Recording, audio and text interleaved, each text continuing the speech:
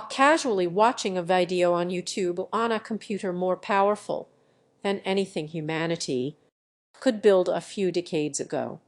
This progress and all the wonderful machines you take for granted are built on a few rare and precious materials with names like terbium, neodymium, or tantalum. Getting these rare materials from the ground into your devices is ugly.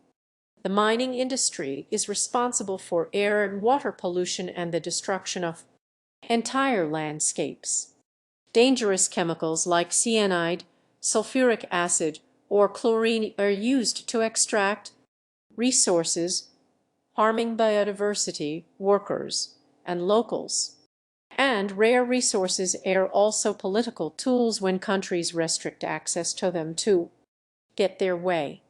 But what if we could replace the mining industry on Earth with a clean process that can harm anyone? Well, we can. All we need to do is look up. Asteroids are millions of trillions of tons of rocks, metals, and ice, leftovers from the cloud that became the planets 4.5 billion years ago. They can be as small as a meter, or protoplanets the size of entire countries. Most of them are concentrated in the asteroid belt and the Kuiper belt, while hundreds of thousands more do their own thing between the planets. As space travel is becoming more feasible, scientists and economists have begun looking at the resources found in these asteroids. Even relatively small metallic asteroids may contain trillions worth of industrial and precious metals like platinum, and bigger asteroids like 16 Psyche could contain enough iron and nickel to cover the world metal needs for millions of years. At current market prices, the rare raw materials alone would be worth quadrillions of dollars. Well, not really, but technically. For example, there are more than 20 million tons of gold in the ocean's water worth roughly 750 trillion US. But filtering out the gold would be so expensive that you'd lose money selling it. Right now, asteroid mining has exactly this problem. It's too expensive to replace mining on Earth. Billions of dollars worth of valuable resources in space are worthless if it costs trillions to get them. What makes it so hard? The principles behind mining in asteroid are simple. The basic idea is to choose an asteroid, move it to a place where it's easy to process, and then take it apart to turn into useful products. Unfortunately, all of this collides with fundamental problems humans have yet to solve. Going to space is expensive. It costs thousands of dollars in rocket fuel for each kilogram just to reach a low Earth orbit. Going further out into deep space costs thousands more. We need cheaper space travel to make asteroid mining profitable. One solution is to switch from classical rockets to electric spaceships. We already use electrical rocket engines for many of the space probes on science missions. In principle, we only need to build bigger ones. While electrical engines are not powerful enough to fly to space, they require only a tiny amount of fuel to go very far once they re-in space. This means we don't need to spend a lot of money on fuel only to transport fuel into space. This does to solve the whole cost problem, but it makes it easier to start our first mission. Now that we have an electric asteroid mining spaceship, we need to find the right asteroid and get it there. We've already successfully visited asteroids with space probes and even collected samples. Still, to make it easier and cheaper, our first targets will probably be near Earth asteroids. Asteroids that orbit, well, near Earth. After a few months of travel, our spaceship finally arrives at our asteroid. Weirdly formed, littered with small impact craters, it has changed much for billions of years. The first thing that needs to be done is to secure the asteroid and stop it from spinning. There are multiple ways to do this, like vaporizing material with a laser or stopping the rotation with thrusters. Once we have a stable asteroid, we need to wait.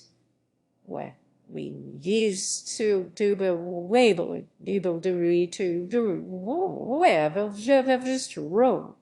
orbital mechanics are complicated, but if you push something in the right direction at exactly the right moment, you can move very big things with very little force. So we wait for exactly the right moment. Our ship fires its thrusters and nudges the asteroid into a trajectory that takes it near our moon. The moon is useful because we can borrow its gravitational pull to put the asteroid in a stable orbit around Earth, which saves even more fuel. Again, the trip takes months. But all the time since our ship was launched has not been wasted. The first space mining and processing equipment has been installed in orbit and is now carefully moving towards the asteroid. The processor works very differently than on Earth. Giant mirrors focus sunlight and heat up asteroid rock to boil out the gases.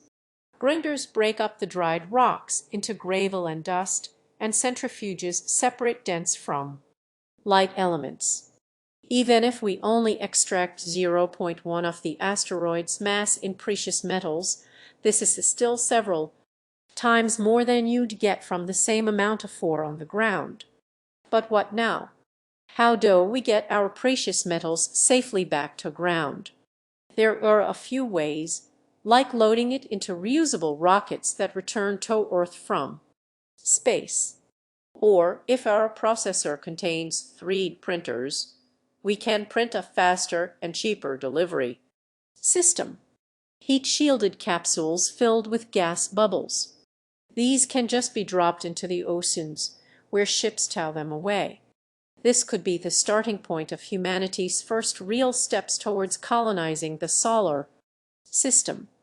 As our infrastructure and experience grows, our missions get more and more sophisticated. Parts and fuel produced on asteroids don't have to be launched from Earth at all. The first mining operation makes the second one easier, and so on, while the space industry grows and precious materials become cheaper. Eventually we could stop mining on Earth. Then the idea of toxic mining down here might become something weird and anachronistic, like having an open fire in your living room. Landscapes ravaged by pollution will heal, while the technological wonders we reused to get cheaper and less toxic to make. None of this is science fiction. We don't need fancy materials or new physics to make asteroid mining happen. We could start building this future today. All we need is an initial push. Maybe you could also use a little nudge. Not to pursue anything as ambitious as asteroid mining, just to try something new and fun. Let us give you some tailwind there. We partnered with Skillshare, an online learning community with thousands of classes in all kinds of creative skills like graphic design, music, photography, illustration, and animation. They have something for every skill level, so no matter from where you race starting, there'll all be tons of things for you to explore. If you'd like to take a glimpse behind the scenes of our animations, for example, we've made a couple of Skillshare classes that teach you how we animated scenes from our videos, with video lessons, classes, and hands-on projects. Or if you'd rather come up with your own characters to breathe a life into, we recommend Character Illustration from Concept to Final Artwork by Matt Koffenberg. But it doesn't really matter what you pick, as long as you get started, improve your skills, and have some fun. Unlimited access to all classes is only $10 a month with an annual premium membership.